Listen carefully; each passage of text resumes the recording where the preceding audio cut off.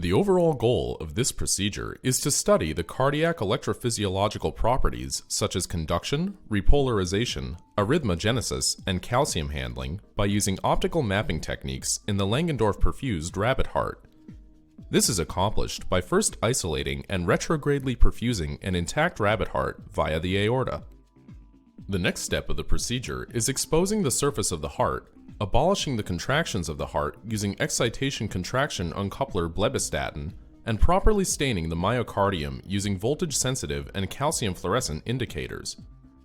Then, recordings of optical action potentials from much of the ventricular epicardium are made using the panoramic optical mapping system. The optical signals are then mapped onto a reconstructed 3D geometry of the heart epicardial surface. During this step, the optical action potential and calcium transients can be recorded simultaneously using the non-panoramic dual imaging system.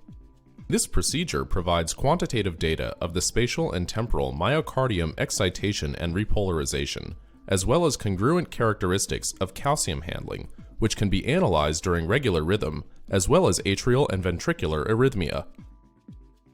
Hi, my name is Dr. Igor Efimov. I am a professor of biomedical engineering at Washington University in St. Louis.